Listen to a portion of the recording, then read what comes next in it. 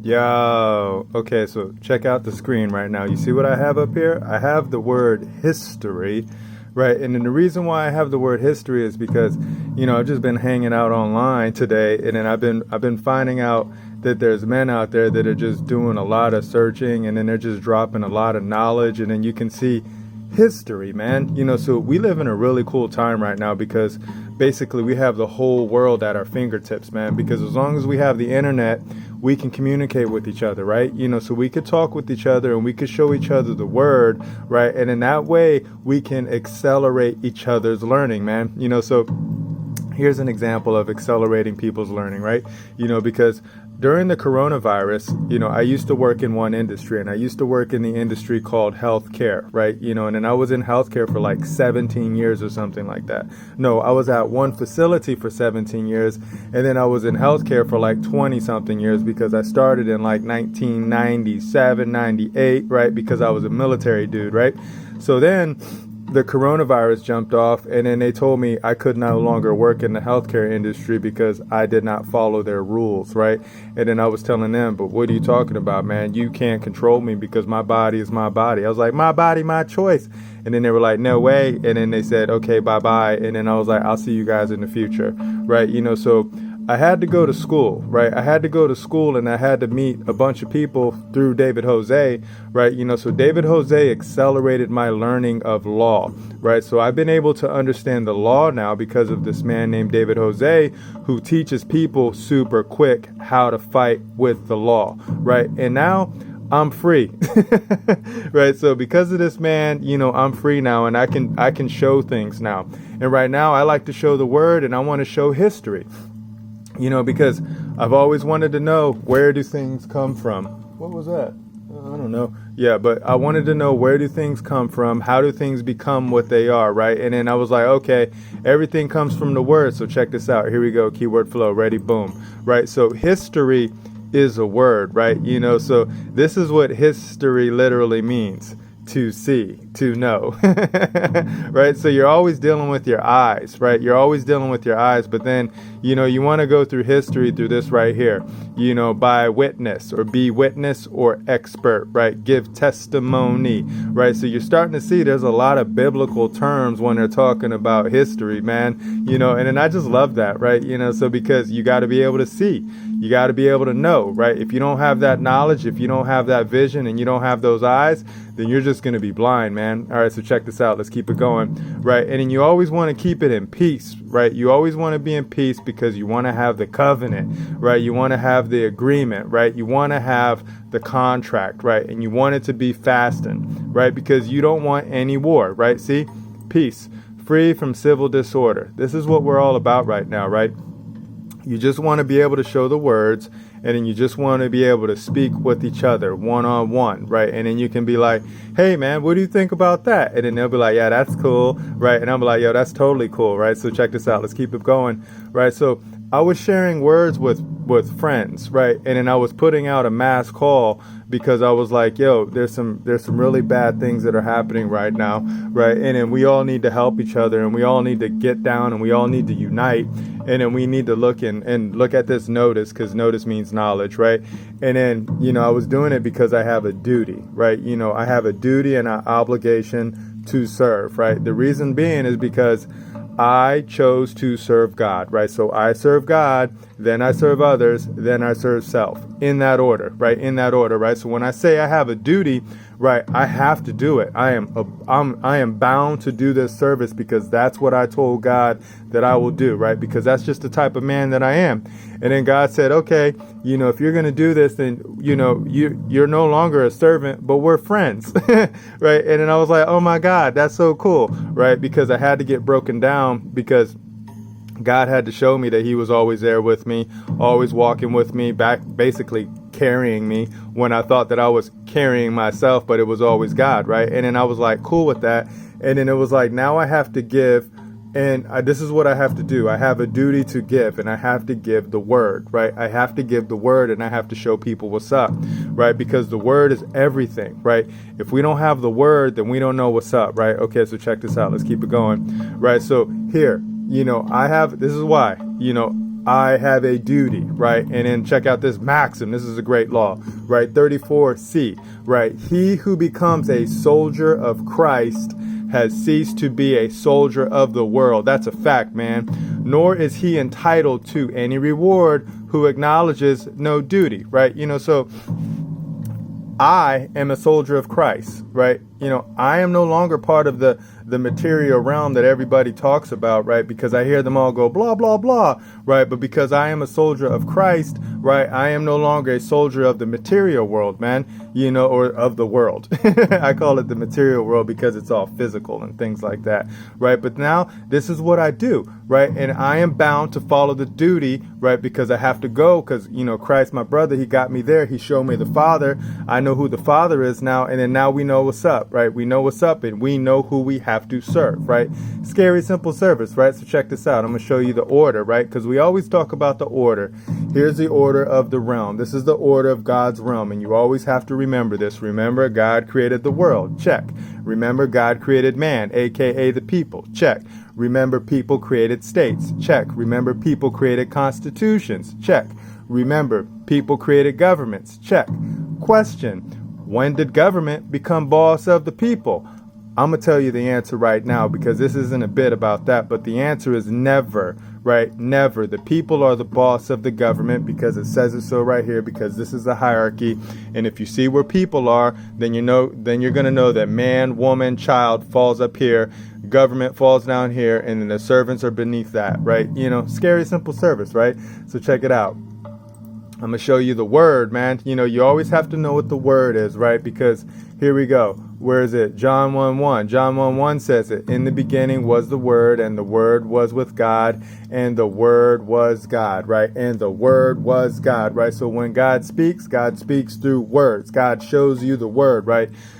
It's up to you to be able to discern if that word is good or not, right? Because that's the choice that we get in this realm, man. You get to choose between either good or evil, right? And then it's up to you to walk that path, and you'll find out what path you're walking because things are going to happen to you, and you're going to be like, I don't think this is too good, right? Or you're going to be like, yeah, this is really good, right? That's how I am right now, and that's why I'm so happy. I'm so happy because I serve God, right? And to serve God, to serve the Most High, see, check this out right here.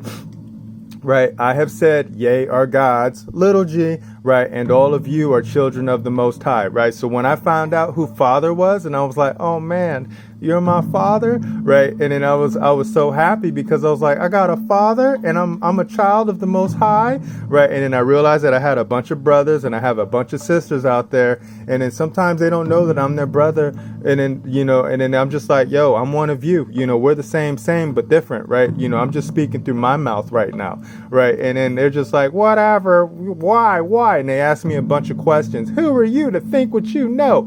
And I'm just like, yo, I'm just showing you the word, man. That's all I do is I just show you the word. Right. Because Genesis right here tells us where we came from. Right. Let us make man in our image. God said, let us make man in our image. Scary simple. Right. So once I understood that. Right. And then it says right here. So God created man in his own image. In the image of God created he, him, male. And female created he, them, right? So when I got that, I was cool. I was like, yo, I got this, man. I know what's up, right? And then check this out right here. Then I realized, through Hosea 4:6 that God's people are destroyed for lack of knowledge, right? And then that's when I was like, I have a duty to share the knowledge, right? And then the knowledge is in the word, right? And then that's why I'm always showing people the word. I have to show people the word because these are our eyes, man. We can't see things unless we see the word and we speak the word. If not, we're reduced down to animals, right? And then animals just go blah, blah, blah. They make noises, right? So that's why I'm always showing the word. I just like to say the word, right? So check this out. Here goes what I'm getting to right here, right? So here goes a man right here. His name is Kurimeo Ahau, right? I think I'm saying that right. Kurimeo Ahau, right? Ahau, right? Maybe that's how it sounds, right? But then look at what he says right here. This is his channel. You can go hop on it on YouTube. It's a fun channel because there's so much knowledge in here. And when I'm saying knowledge, there's words in here, and you can look at these words, and then you can go check out the primary sources, and you can just have some fun, right? So I'm gonna show some of his clip right here, but you need to go check this out, because when I'm telling people, I'm like, yo, you might not know what you know, because I don't know who told you the stories of what you know of your history, right? But have you ever checked it out? Have you ever looked up those words? Or are you just going to always follow whatever your professors told you, man? Because professors are just another form of priest, man, right? So then when I figured all that out too, I was like, that's why I'm just showing the word, man, because I'm supposed to teach, So check this out. This is called First Out of the Wata, right? Grand Architects and Civilizers, Hidden History of America, Old World, right? Go check this out, man. This is a fun channel. Let me make this big. Right, because this is the first time I'm going to do this one. So I'm going to have a drink while I do this. Oh, excuse me, I just burped, right? And then we're going to let this one ride, right? So check it out.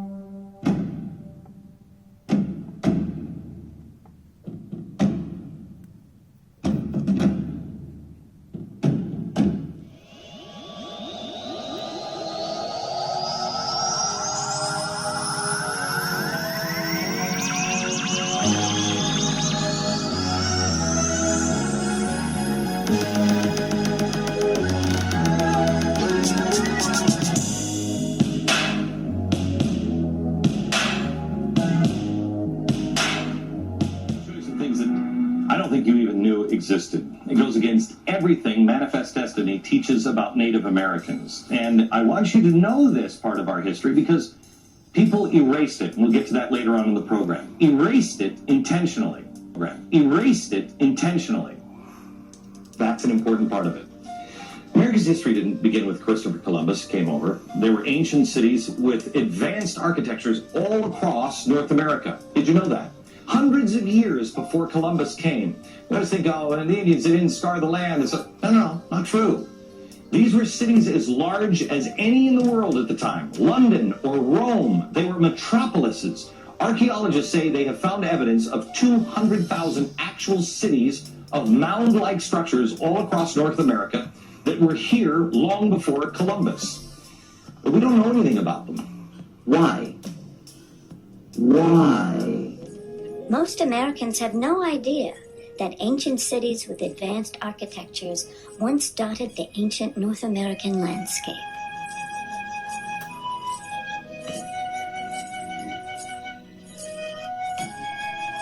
Director Kennedy has since coined a name for such places. What I call hidden cities. I use the term because these were very big places. There were more people, we now know, in Cahokia, across from St. Louis, than there were in London or Rome. For more than 50 years, evidence of humans in America much older than 13,400 years ago was simply dismissed, and anybody who attempted to go that way would not get research funding and would be ostracized by their colleagues and literally have their lives ruined. And this is most unfortunate, and it's not how science should proceed, because we now know that human beings have been in the Americas for tens of thousands of years before 13,400 years ago. In fact, the latest evidence puts them back more than 130,000 years in the Americas. And what that says to me is, if they were saying before that humans didn't come until 13,400 years ago and nobody should look, nobody should dig deeper, now we know they were there 130,000 years ago. That's more than 100,000 years of the American story that has not been told entirely because of the dogmatism of archaeology. And now reluctantly they're having to accept, all of the institutions are accepting, well, we're sorry, we got it wrong. But some who authored the very first publications of the Smithsonian, or the earliest books on North American antiquities, described and illustrated things that would surprise most of us today. Some people, such as Caleb Atwater and Squire and Davis, they believe the artifacts that they were finding around these mounds and cities and earthen structures, that this was representative of an advanced civilization. This is the very first publication of the Smithsonian Institution. This is the work that Squire and Davis were able to complete.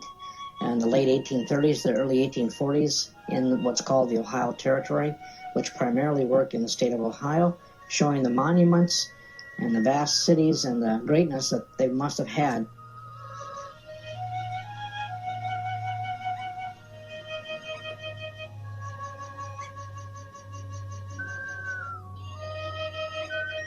Some of the sites that they surveyed and the maps that they made, as our only knowledge, these sites even existed now because they were destroyed or they were intruded upon and their original configurations were greatly altered.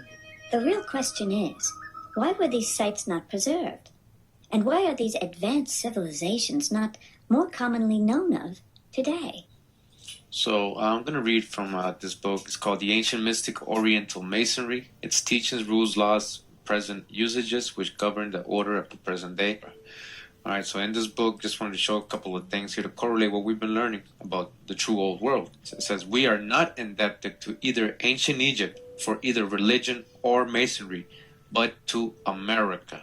But it says, we are not indebted to either ancient Egypt for either religion or masonry, but to America.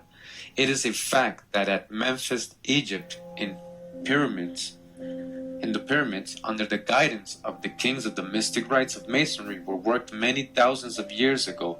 But at that time, Egypt and the continent of America were one and the same. It says, in America, rediscovered in the 15th century and repopulated in the 17th, was recovered Egypt and the promised land. All right? Egypt and the promised land. The promised land, right? It's called Atlantis, the Antediluvian World by Ignatius Donnelly. This was from New York, Harper and Brothers, Franklin Square in 1882. Okay. All right, so this is what's up, right? So this is why I'm loving this world that we live in, man. See, we only made it to 5 minutes and 58 seconds, right? There's a lot more. There's 50 minutes and 53 seconds of this right here. And then look at this, man. So you don't have to believe anything that I'm saying. You don't have to believe anything that this man is saying, right? Because he is showing you the primary sources where you can go and you can look up these books and then you can read the words and then you can see what they say, right? They're letting you know. They're letting you know right here. They're letting you know what's up, man. They're letting you know, the history of Atlantis, where this all comes from. Wait a minute. Wait. Should I let you hear where this one comes from?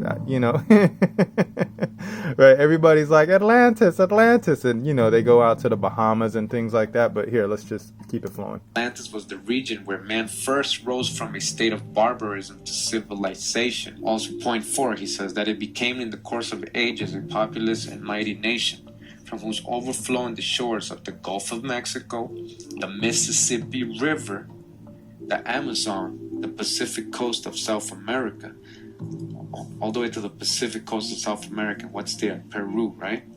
The Mediterranean, the west coast of Europe and Africa, the Baltic, the Black Sea, and the Caspian were populated by civilized nations.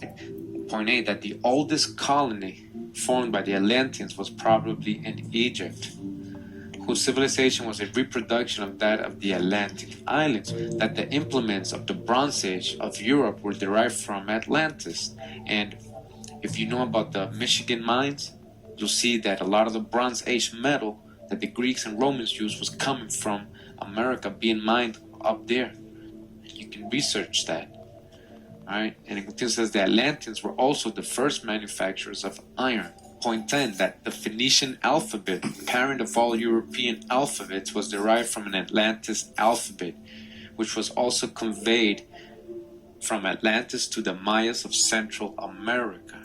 All right, so that's it, man. I'm going to just let it stop right there, right? Because this thing is chock full so much of fun, right? This is just fun, right? And then this is why God hooked it up, right? Because everybody's, screaming, and then upset right now. What are we going to do? Oh my God. Right. But we have a whole history that we have to lay out because we got little people, right? We have a lot of little people that are being born every day, right? And they have to be educated. They have to be shown, the history, right? They have to be shown what's up with the history. And then they have to be shown how the law works, right? They have to be shown where God comes from. They have to be shown the books, the Bible, everything, right? So that's what's up right now. And then we can all do this, one-on-one, one to many, one to whatever, right? But we can all share all of the knowledge with each other, right? And then we can have our little crews and our little groups, and then we can hang out with each other and we can just talk, man, right? We can just talk, and then we can all be in peace, right? That's just basically it, right?